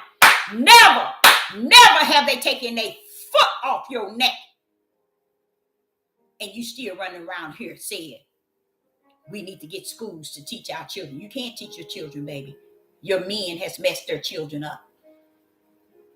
The men are the product of who their children are. And that's why the men can go out here freely, kill up 1,000 women in 30 days and nobody say anything. Because it's breeded in them, the darkness. It's just that heavy. Because the Father said to me, Deborah, anybody that is branded for my namesake and don't cover these topics, they are not for my namesake. They are for Satan. They are for the darkness. That's why they don't cover it. That's why they don't talk about spirit and truth. That's why they don't talk about being the light. And Omar Johnson, he knows nothing about the light. He knows nothing about spirit and truth. He feels that we should conquer it from a Pan-African level. That's how we should conquer who we are. But we can't defeat. We can't fight. We can't win. We can't. We have wrong everything that has been right revealed to us. Everything right that has been revealed to us, we have wrong it. And we've made wrong right and right wrong. Deuteronomy always had an end game. What happened 400 years and some? They say 402 years to where those who said that they are waking, why haven't they awakened up to the fact that you're going to be destroyed mentally? Because see, they're not awakened to spirit and truth. They're awakened to the flesh of their thoughts, the flesh of their minds, the flesh of their wisdom, the flesh of their knowledge, and the flesh of their understanding, the flesh of their emotions, the flesh of their personal opinion, the flesh of their feelings. To where they don't, on this here side, they have no spirit and truth, none whatsoever, no light. And the Father allowed, because he knew that this is how it would he already knew it. He the one orchestrated it to go this way. And we still blaming everybody else for a way that the power of Ahai's right hand have set forth before us. And that's why in this year, it's going to be a great year for them to deny the New Testament, the Old Testament, Torah. They're going to deny Paul. They're going to even deny Yeshua HaMashiach pretty soon. They're going to deny the book itself. Yes, I do. And I already knew that the Roman Catholics always had a big part in it. All you have to do is understand they're founded under Catholic charity. Charity is not who you are. That's a cover up for what he said everybody should have. That's why they pulled that word out and labor it to be who they are. And they are not charity. They don't give, they take, they destroy, they kill. And they always did. So a lot of times our men thinking they finding some history about when they did this, that. No. That's where the Antichrist is coming out of, that Roman, how would I say, Pope over in that area. I know that the Antichrist and the beast is coming from that area, but I can guarantee you this: Obama got a part in it. Mm-hmm. See, a lot of people want to make him the Hebrew Israelites. They want to make him, because his daddy was said to be in Africa. His mother, no one really understand. I don't even believe that was the mother. I believe she was someone who had to raise him. Okay, he's more so to me the color of Arabs, Iran, those sort of color people. He's not a mixture of a black and a white or whatever. You can look at his whole makeup. Y'all can't see it. His whole swag. It's not even like what we want to make him to be. It's gonna. All I know is that since we are in that end, and we are already and we're about to behold who the beast and the false prophet is, it's about to be revealed. And I believe he's going to play a role in that. I really do, y'all. I really do. And even though we're looking at the Roman Pope, you all have to understand that Satanism is deeper than deep. They have different and very few nationalities, other nationalities in there. But I think he plays a role in it, along with a couple of others, Africans, that's in that Roman Pope deal. I think and like I said, nobody won't listen, nobody won't hear it. And you get ignorant people. That's why I wonder, I really believe you have more agents. I think that's what they call it, that's teaching you all than anything. I really believe that without a doubt. I really believe, I got to erase this right here. I really believe they have more agents on here that's leading you all purposely in the wrong direction to keep you fed out of spirit and truth and in the light, but keep you fed enough to make you not understand that darkness is this side and light is this side. They're keeping you right in the middle. Because I noticed that people talk a lot of talk and they grab information to come on here to speak on, and they want you to really think that they somebody's speaking, but I can't. You remember the Bible said, if it was so, it could fool the very elect. How you know his elects can't be fooled? Who is it that's trying to fool the people, Deborah? You're the elect. Who is it? It's those who feel that they can just give you any and everything to feed you until it is at a point where there's no return. That's what they're doing. They just give it, and it's your own people. It's your own people. Isn't that sad? Your own people.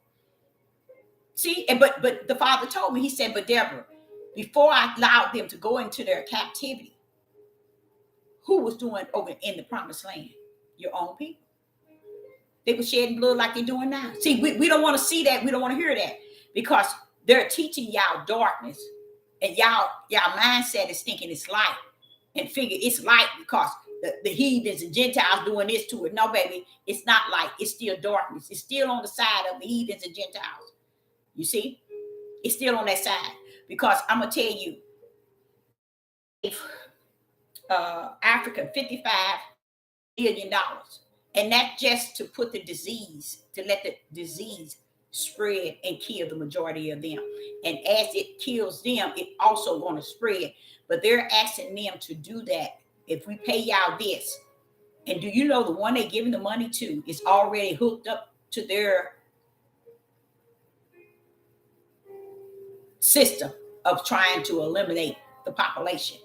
See, they don't feel they're going to be included in the destroy, but the Father's going to allow them to be destroyed in that which they are trying to destroy others.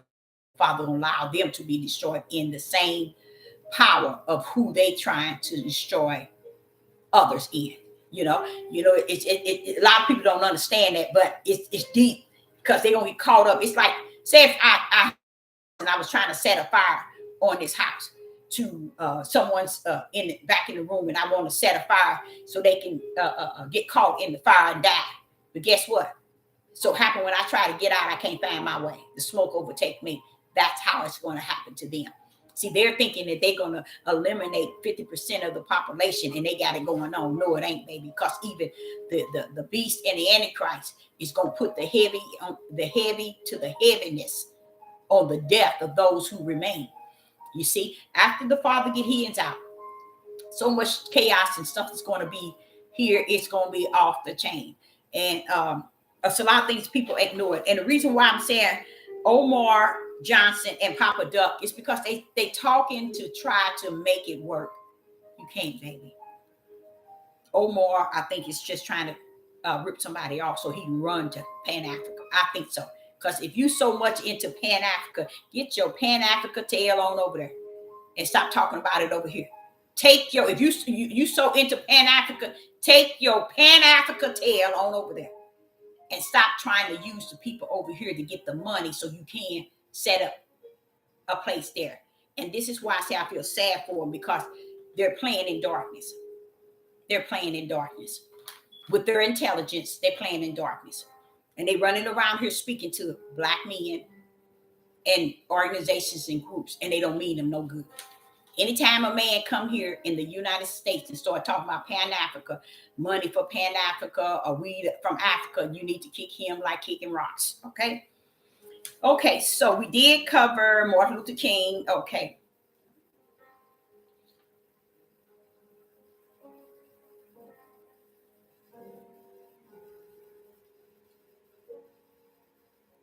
Oh, the fathers want me to say to you all, since you all refuse to grip and take a hold of Deuteronomy 28 end game, the end game is beautiful to me. It's not beautiful to you all. It's beautiful to me because I can see the end. You see, I can see the end right today. I can see it in the spirit realm right here today. And he said to me today that Deuteronomy 28 is revelation for Judah. You know how you go into Revelation and see the release of what he's doing to the world and what's going to happen in Revelation, the end? What he said with Judah, it is Deuteronomy 28 end game. That's their revelation. Deuteronomy 28 is revelation. It is the end game for the tribe of Judah. So while we're running around here talking about revelation, the Father said our revelation can be found in Deuteronomy 28 end game, in chapter 28 of Deuteronomy. Our end game is in there. And it's like, let me tell you exactly where about. starting with verse 16 all the way to the end. Deuteronomy 28, verse 16 all the way to the end. He said that's your revelation.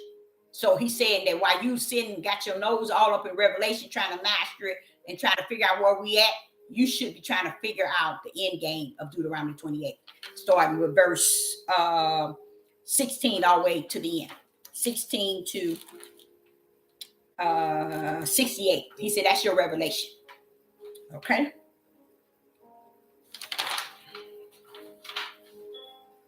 The Father said the tribe of Judah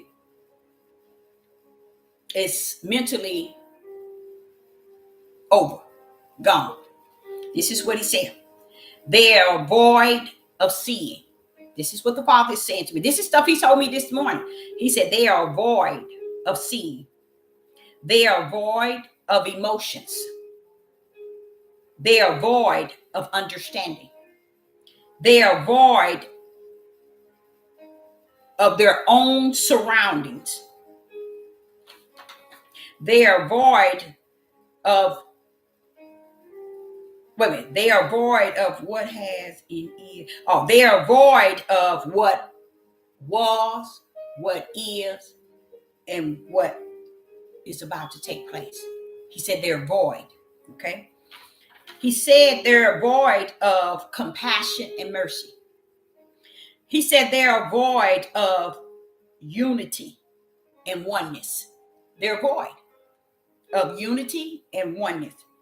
They are void of peace. He said they are void of give and gain. And that all comes from the end game of Deuteronomy 28, because they are mentally, and also he says shall be physically destroyed. Okay. So he gave me that this morning. I had to even put it in green writing to make sure the Father want me to say this here. Every man has sinned. Every man and woman have sinned on the face of this earth. No one has anything 100. Okay. So can't nobody get on here and try to assure you all that, oh, we got it on this end. We the people, we the true Jews. No. You the last one that got it right, because it was given to you thousands of years, and you still today ain't got it right. Even after being in captivity for 400 years, you still as blind can be, in pitch darkness. Okay. He said that this is what he was telling me. The awakening that Judith had awakened to was for the flesh.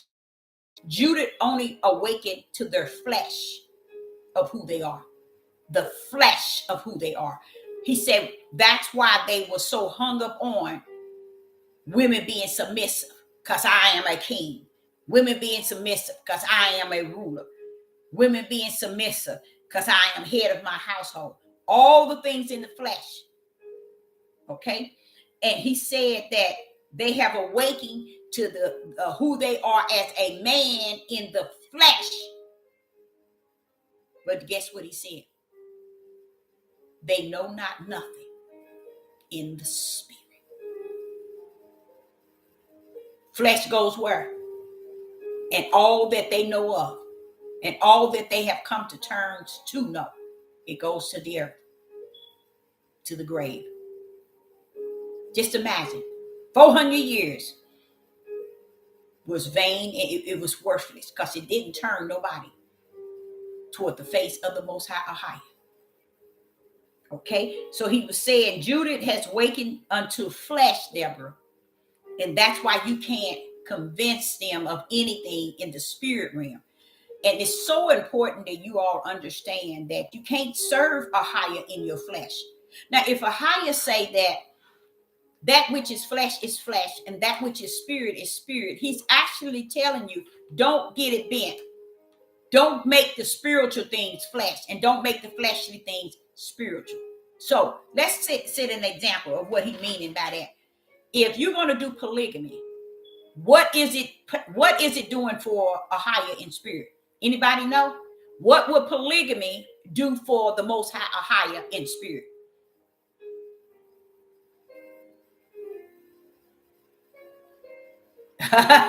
He's running for child support. You know, he's. I think that the man is trying to rob the people, and I feel sad for him because those are the type of people who are going to, in Papa Duck too. They're going to get left right in the fire, right here in this country, right dead in the midst of the fire. Sister Deborah is telling y'all they're gonna get left right here in the fire, speaking some positive, but it's not worth enough to deliver the people, you know, in their spirit realm, nor in their natural, just enough to get you some money and to get people to come to your page. That's it. That's what Omar is doing. I think he's wrapping up a lot of money because I heard he got like 500,000, and they say they coming after him for that because he still ain't got no building. And I think he's still trying to talk about schools. And let me explain something to you all about that. Okay, a lot of people don't understand about ADD and all these other things that there are a category in our children to have. And because I thank the Father for allowing me to experience things so I can talk about it. So I won't be on one side trying to tell somebody on another side. I like how he have allowed me to live my life to where I can tell people something. And do you all know throughout my life, he always said that to me? Oh, Deborah, you can tell somebody something. My father has told me that even as a teenager, you can tell somebody something. Why? Because he had built my life, my 62 years, as a testimony to someone else. And I thank him for that because that allowed me to be a prophetess called by his holy calling and appointed and anointed, and still can be able to tell people the reality of life. Because the thing about it is, you got so many people who have gone through things and they don't have the light of it. They don't have spirit and truth of the whole matter of it. All they know is that I've been through this, I've been through that, that. But Sister Deborah is coming to tell you that my life has been like a testimony. Even though it has been a fence around my life by the most higher, it still has been a testimony. My oldest daughter, which is considered not just me, but through the facts that she was a scholar, okay? And she enrolled in college at 15, sharp as a whip, okay? And I remember her in elementary, I think it was like the 5th grade, they called me up and they told me when we was wondering if you would fill out these papers so she can go get tested by her pediatrician for ADD. You know what I told those people? I said, let me tell y'all one thing.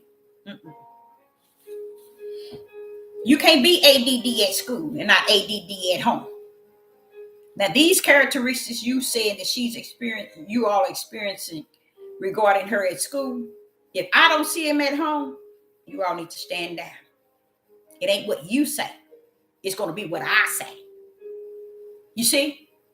And I told them, keep your forms.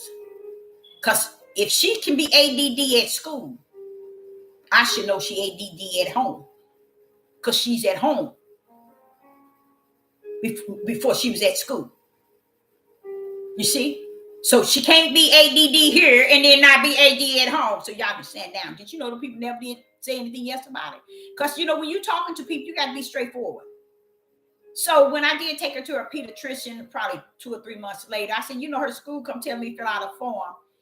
Talking about she ADD. And he was he might have Epstein. He might have been a Jew. But he said, don't believe that, Deborah, Miss Brown. Your daughter ain't got no ADD. I said, I know that already. Because you can't be ADD one place and not ADD another. You see? Matter of fact, it probably ain't no such thing, but it could be. Let me tell y'all why.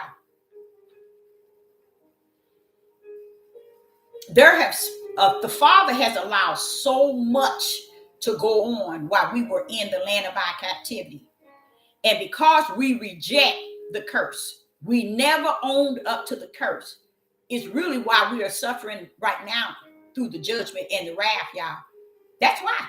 Because we still today, in the midnight hour, in such that last hour, still reject the end game of the curse, which is in Deuteronomy 28, the end game of it. We reject it, okay? And we reject anything that's spirit and truth. The truth of the matter is your children really are a product of our men that constantly keep getting hidden and blamed on everybody else except for the bloodline of the father. You see, and that's a problem. So therefore, why Omar is trying to get money to build a school, and he still have not. And I think they said he had got 500,000 and still ain't built nothing. Now he's going after Oprah, Tyler Perry, trying to get that money from the demonic spirit to make up for what he needs to get and open up. Bro, you can't sit and tell people to not have their children tested for this and tested for that. Because the truth be told, all our children, whether male or female, they are founded under their fathers. Fathers. Curse. Ways, wicked and evil. So that's why it's not ceasing, you guys. That's why the mindset of our men are not ceasing. It's rolling over in the children. It's rolling over in the sons and the daughters. And no one is clicking in, because people say they believe the Bible, but they really don't, because it tells you that. It tells you that. That's why they thinking, because he said the father is to be head and the father did. It's because everything come out of you. Is of you. Your mindset, your ways, and even to the point of your spirits. That's why. It's not because you are a real leader, you are a real ruler, you are a real king. No, he didn't tell you was none of that in the land of your captivity, because he knew that you weren't. But these are ways that they try to put up on pedestals to get women as low as they can possibly get them, so that they can stand high as they can possibly stand. And then the children get lost. I've sat there even to today. I've heard conversation about things that children are complaining about. This one man, I don't know why he was even on there. And I was like, Father, why I'm listening to him? Why is he on? This man nailed it and talked about, this is a different case, y'all, today. And he was talking about how his dad and mother stayed in the church, always going to church. He said him and his sister, the mother gave them to their dad in the house, but they were sex toys for dad every night. And he said it started with his sister, I think at 3, and him at 3, but no, just them two. Yeah, he said it started at 3. And dad had been in there raping him. He said it started off touching his legs and massaging his legs. Then it started oral sex. And then he said just moved it to a point where daddy had him going to church and had pastors from out of town coming to the house to eat, and then go in there and have the both rooms, one for his sister and one from him. They raped them, and they were just little bitty little boys and little girls. And mama said nothing. And then when daddy wasn't there, mama molested them. She didn't want her husband to know she was doing it too. But she also called people over just to pay their rent. And I said, that young man over in Atlanta, when he came to my house and told me his mother did that, see, it's been going on. It's been a mighty long time. So this is the reason why they want women to shut up. So they can have their lust on. They can have their pleasures with their household. See, they can't have that if the woman open her mouth. And see, if the women are constantly quiet, they need to be quiet, because they worshiping darkness. You see, and the more I hear them, it's telling me what took place back then. This man now, I think he's 42, nice looking man, but he said all the way up until he was 14, him and his sister, mama and them gave them to pastors, bishops that came in town. They always let them come there and have sex with him. They paid his mother and father. He said it was just, and I'm gonna tell you something. And the main thing he said, like these other 3 men said, mama wasn't allowed to speak. That's what I'm trying to get y'all to understand. Ahia seen this long time ago, back in the biblical days. That's why these men have their way. When women, if they can control women to the point where we can put them under our feet and get them not to speak, and train the men that the women not supposed to speak, And women not supposed to say or exhort themselves above. Baby, do you know where you at? How can somebody exalt themselves above you and you in captivity? With a foot on your neck. You see how sick it is? That's how deep it is, y'all. That shows you right there. That shows you the deepness of their sickness. It's so deep. They can't even see nor comprehend the dark that they stand in. And a lot of it has to do with molesting. Anytime somebody can get on into a church and say, we got virgins, you don't bring that into the temple. When you feel freely you can do that, that's Satanism. That's wicked and evil. And people don't say nothing. This is how that stuff had took place. In the 400 years, y'all thinking the heathens and Gentiles the problem? Baby, These men in these households has always been the wicked problem in these black people, in the tribe of Judah's house. Always been. But if we can just blame it on her, even if we got to go back to Eve, let's keep blaming it on her, we'll be okay. And that's how it had taken a toll. So the father said, Judah has waken up to his flesh and not to his spirit. Okay? Women don't force or drill your husband to. Women need not, and they need to stop it. There are women going around here on YouTube trying to drill and coach their husbands in how to feel what women are going through. You cannot coach nor drill your husband with the things that women are going through. You can't show him videos. You can't teach it to him. You can't show him on the media. You can't show it on the news. If it's not in him to see it with his own eyes, it is not for you to reveal it unto him. That's stepping out of boundary. That's what you call controlling. In a way, you trying to make darkness, and you darkness yourself. Because if you can see it and you a female, you ain't got no business trying to drill your husband to see what you see, to feel what you feel. Oh no, you can't. Because you can't get a person that's trying to speak in light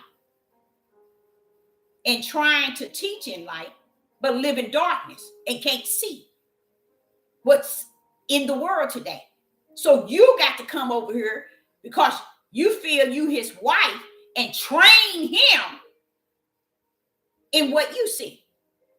It can't be done. Wicked is wicked, and that's the way it's going to stand, whether it's in a man or in a woman. We as women cannot, no longer, ever could we, because of the land of our captivity. But see, they won't reveal to their husbands, wait a minute, baby, we had it wrong. Deuteronomy 28 Endgame said this. They won't reveal stuff like that. But they want him to feel what they're feeling about what the men are doing. You can't do that. He should be able to see that himself. And if he don't, he ain't who you think he is. And you ain't who you think you are. And your household ain't what they think it is, what you think it is. Because if that's the case, you have to drill the man about what's going on in the household. A woman should never have to drill a man on what's going on in the world today, in this midnight hour. He should be, if he's of any man of the Most High, he should be seeing it on his own. And see, when you're dealing with a situation like that, then you get into the household, that shows you there's things going on in the household that they don't know.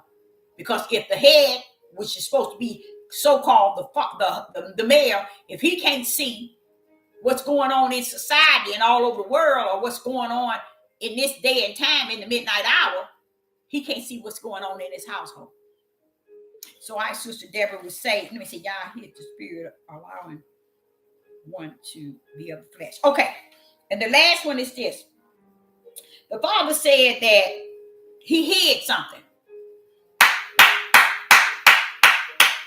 The father said he has hidden the spirit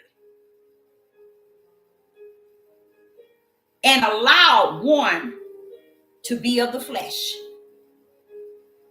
So spirit and truth. You remember that gate that was narrow and very few shall what? find. Why? Because it is hidden. That's why very few shall find, because it is hidden. That's why very few shall find, because it is hidden. Okay?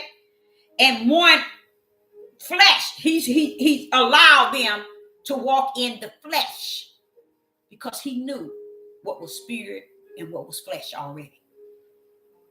And the flesh cannot find the spirit. And the spirit is not looking for the flesh. Hallelujah.